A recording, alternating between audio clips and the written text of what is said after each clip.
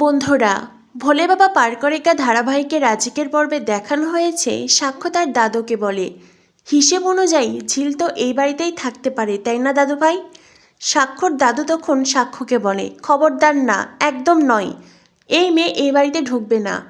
এই মেয়ে যদি এই বাড়িতে থাকে তো আমি এই বাড়ি থেকে বেরিয়ে যাব। সাক্ষ্য বলে, দাদু ভাই এটা তুমি কি বলছো? তুমি কেন এই বাড়ি থেকে যাবে? এটা তো তোমার বাড়ি, এই বাড়িতে তুমিই থাকবে। আর ঝিল ঝিল কেন জোর করে এই বাড়িতে থাকতে যাবে? সাক্ষ্যর মা তখন সাক্ষ্যকে বলে, তবে তুমি কি করবে? হ্যাঁ, কি করবে? এই মেয়েটাকে নিয়ে বাড়ি থেকে বেরিয়ে যাবে, আলাদা সংসার পাতবে? সাক্ষ্য বলে, মা আমার তো তেমন কোনো ইচ্ছা ছিল না, আমি তো তোমাদের সবার সাথে এই বাড়িতেই থাকতে চেয়েছিলাম। সাক্ষ্যর মা বলে, একবারও তুমি আমাকে জানালে না, এত বড় একটা সিদ্ধান্ত নিলে, একবারও তুমি তোমার মাকে জানালে না কেন? সাক্ষ্য কেন? সাক্ষ্য তার মাকে বলে, মা যদি আমি আগে তোমাকে জানাতাম তোমার সিদ্ধান্তের কি বদল হতো? তুমি এখন যেভাবে রিয়্যাক্ট করছো, তোমার রিয়াকশন কি বদলাতো না। তুমি এখন যা বলছো তখনও তাই বলতে। তুমি কিছুতেই এই বিয়েটা মানতে না মা। সাক্ষ্যর মেজ মা বলেন, সেজন্যই বুঝি এভাবে ছলচাতুরি করে বিয়ে করলে?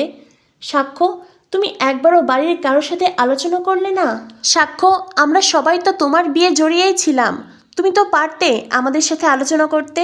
সাক্ষ্য বলে, তোমরা কেউই তো বিয়েটা মানোনি, আর মানতেও না। তাছাড়া আমি যখন ঝিলকে ডিভোর্স দেই, তোমরা পরিবারের কেউ কেউ আমাকে বুঝিয়েছিলে যে সাক্ষ্য ডিভোর্স দেওয়ার আগে আরও একবার ভাবো? কেউ বোঝাওনি, বরং আমার আর ঝিলের যাতে ডিভোর্স হয়ে যায় তোমরা সবাই সেটাই চেয়েছিলে। সেজন্যই তো ঝিলকে 5 লাখ টাকা অফার করেছিলে। সাক্ষ্যর মা বলে, বাড়িতে আসতে আসতেই বুঝি কুটকাচারি শুরু হয়েছে, তাই না? তখনই ঝিল বলে, আমি কোনো কুটকাচারি করিনি, তাছাড়া এই কথাগুলো তো সত্যি। তোমরা দুজনে তো আমার এই বস্তির বাড়িতে গিয়েছিলে সওদা করতে। সাক্ষ্যর মেজমা বলে, তাই বুঝি তুই এই বড় দাও মারলি, তাই না? যখন আমরা তোকে 5 লাখ টাকা দিতে চেয়েছিলাম, তুই মনে মনে কি ভেবেছিলি রে? ভেবেছিলি 5 লাখ টাকা নেব না, বরং এর চাইতেও বড় দাও মারবো? সাক্ষ্যকে বিয়ে করলে তো অমন 5 লাখ টাকা যখন তখন হাতে আসবে, কি তাই ভেবেছিলি তো? ঝিল বলে, আমি কি ভেবেছিলাম কি ভাবিনি এখন যদি আমি বলি তোমরা কি বিশ্বাস করবে? করবে না।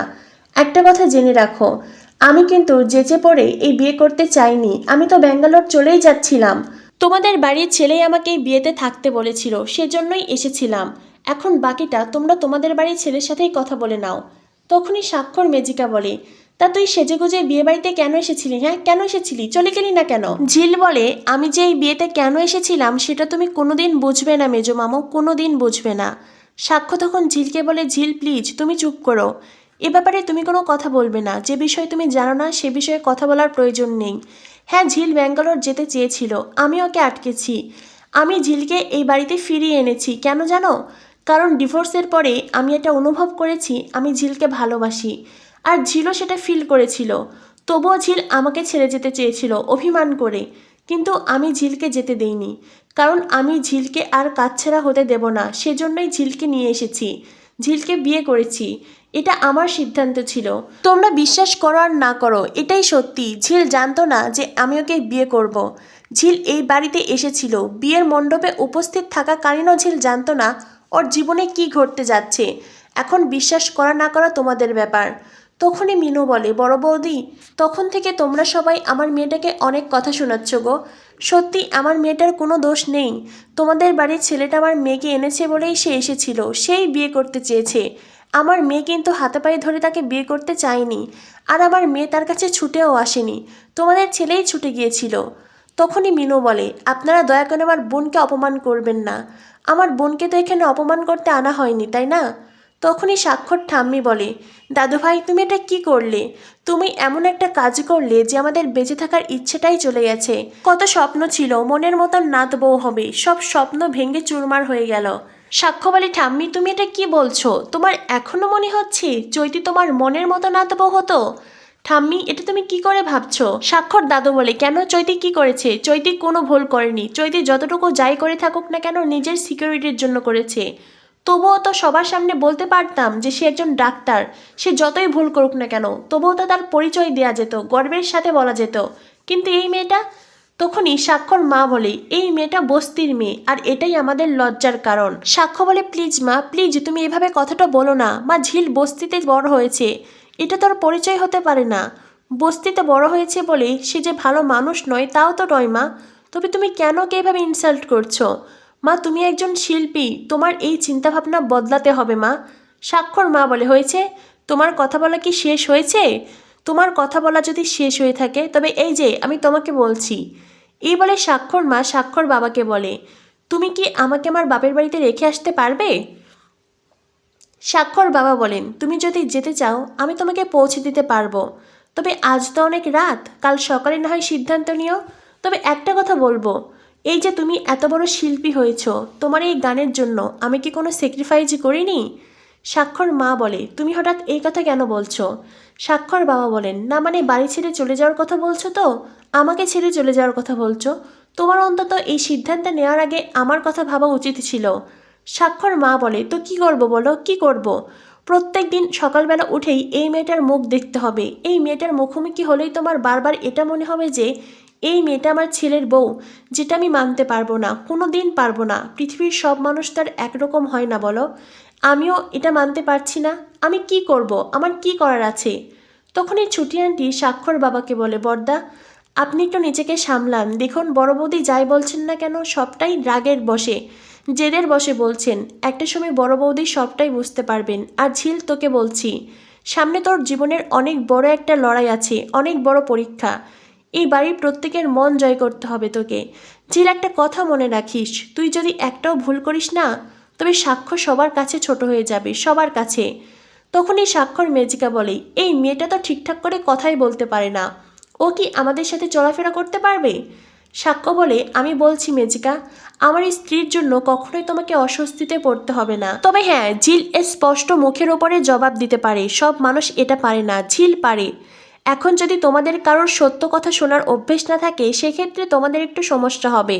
তবে আমি ঝিলকে এ বিষয়ে কখনোই বাধা দেব না, কখনোই বলবো না যে তুমি স্পষ্ট করে কথা বলা বাদ দাও, কারণ আমিও চাই ঝিল এই গুণটা নিয়েই বাঁচুক। তখনই স্বাক্ষর ছোটকা সাক্ষ্যকে বলে, সাক্ষ্য তবুও তোকে বলবো, একবারও বিয়ে করার আগে ভাবলি না?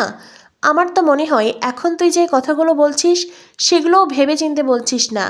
এমন একটা মেয়েকে বিয়ে করলি যার কোনো ফ্যামিলি ব্যাকগ্রাউন্ড নেই, যার কোনো ক্লাস নেই, এমন একটা মেয়েকে তুই কি করে বিয়ে করলি রে?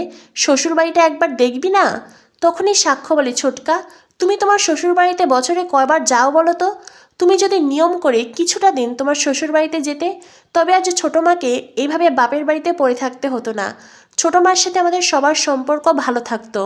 তখনই স্বাক্ষর ছোটো মা বলে, থাক না সাক্ষ্য, সবাই তো আর সব কিছু বোঝে না। প্রত্যেকটা মানুষের ভেতরেই তাদের বোধ আলাদা হয়। এই বাড়ির প্রত্যেকটা মানুষ সর্বকালই চিরকালই অন্য মানুষকে ছোট নজরে দেখে, এটা নতুন নয়, এটা আমি আগে থেকেই জানি। তবে আমি সবচাইতে অবাক হচ্ছি মেজদির কথা শুনে। মেজদি, তুমি কি করে এতটা বদলে গেলে গো? তুমি তো এমন ছিলে না। তুমিও তো এই বাড়িতে যথেষ্ট অপমানিত হয়েছো, অসম্মানিত হয়েছো, যথেষ্ট লড়াই করে এই বাড়িতে টিকে আছো। তো তুমি একটা অন্য মেয়েকে কি করে এভাবে ইনসাল্ট করতে পারো? এটা শুনে মেজমার চোখে জল ছলছল করে। তার নিজের জীবনের দুঃখ দুর্দশা তিনি ভুলে গেছেন, তাই তো অন্য একটা মেয়েকে দুঃখ দিচ্ছে। এরপরেই স্বাক্ষর দাদু স্বাক্ষর ছোটকাকে বলে, তুমি যে তোমার বউকে ইনভাইট করেছো একবার আমাদের জানানোর প্রয়োজন মনে করোনি? স্বাক্ষর ছোটকা বলে, আমি ওকে ইনভাইট করিনি। তখনই স্বাক্ষর বাবা বলে, আমি ওকে ইনভাইট করেছি, আমার ছেলের বিয়ে, এই বাড়ির বউও, এই বাড়ির একটা অনুষ্ঠানেও থাকবে না সেটা তো হতে পারে না। তোমাদের সবার সিদ্ধান্তের মতামতের দাম আছে, আমার ইচ্ছের কোনো দাম নেই তাও তো নয়। স্বাক্ষর মা বলে, অনেক হয়েছে, অনেক হয়েছে, এবার আমি বাপের বাড়িতে চলে যাব, আমি আর এই বাড়িতে থাকবো না। স্বাক্ষর ঠাম্মি তখন স্বাক্ষর মাকে বলে, বড় বৌমা তুমি কোথায় যাবে? আমরা প্রত্যেকটা মানুষ তার এই বাড়ি থেকে চলে যেতে পারবো না, তাছাড়া তোমার এই বাড়ি থেকে যাওয়ার কোনো প্রয়োজন নেই। স্বাক্ষর মেজমা বলে, বর্দি ভাই তুমি এই বাড়ি থেকে চলে গেলে এই বাড়িতে আমরা সবাই কি করে থাকবো বলো তো? তুমি এই বাড়ি থেকে প্লিজ যেও না। দেখো তুমি এই বাড়ি থেকে চলে গেলেও যেমন আমাদের কষ্ট হবে, ঠিক তেমনি সাক্ষ্য এই বাড়ির ছেলে, ও যদি এই বাড়িতে না থাকে তবুও তো আমাদের খারাপ লাগবে বলো, আমরা তো সেটাও মানতে পারবো না। বর্দি ভাই, সন্তানেরা যখন বড় হয় তখন তাদের ওপরে নিজেদের মতামত ফলানো যায় না, তারা নিজেরা যেটা ঠিক করে সেটাই করে, আমরা চাইলেও তাদেরকে আটকাতে পারি না। তাই আমি তোমায় বলছি বর্দি ভাই, তুমি ঝিলকে মেনে নাও, সাক্ষ্যকে এই বাড়িতে থাকতে দাও। এটা শুনে স্বাক্ষর মা বড় বড় চোখ করে স্বাক্ষর দিকে তাকায়। স্বাক্ষর ঠাম্মি তখন স্বাক্ষর মাকে বলে, আমি তোমায় বলছি বড় বৌমা, 6 মাস, 6 মাসে এই মেয়ে এই বাড়িতে সংসার করতে পারবে না। স্বাক্ষর দাদু বলে, হ্যাঁ হ্যাঁ আমিও বলছি 6 মাস পরে এদের বিয়ে ভেঙে যাবে। স্বাক্ষর ছোটো মা তখন স্বাক্ষর দাদু ঠাম্মিকে বলে, অভিভাবক হয়ে আপনারা এমন একটা আশীর্বাদ দিলেন নিজের নাতিকে। এটা শুনে স্বাক্ষর ঠাম্মি বলেন, তুমি এই বাড়িতে থাকো না, তাই আমাদের পারিবারিক ব্যাপারে কথা বলবে না। স্বাক্ষর ছোট মা বলে, কথা বলতে চাইনি, কিন্তু আপনারা এমন কথা বললেন যেটা কানে বাঁধল, সেই জন্যই বললাম। তখনই সাক্ষ্য বলে, দাদু ভাই, আমি ঝিলকে ভালোবাসি আর ভালোবেসে ওকে বিয়ে করেছি। আমার আর ঝিলের যখন ডিভোর্স হয়েছিল তখনই এই ভালোবাসা আমরা ফিল করেছি। আমি আমার সবটুকু দিয়ে এই বিয়েটাকে টিকিয়ে রাখার চেষ্টা করব। আশা করছি ঝিলও সেই চেষ্টাই করবে। তাই আমি তোমায় বলছি, আমাদের বিয়ে ভাঙবে না। তো বন্ধুরা, কি হতে চলেছে ভোলে বাবা পার করেগা ধারাবাহিকে? ভোলে বাবা পার করেগা ধারাবাহিকের পরবর্তী আপডেট পেতে আমাদের সাথেই থেকো। ধন্যবাদ সবাইকে।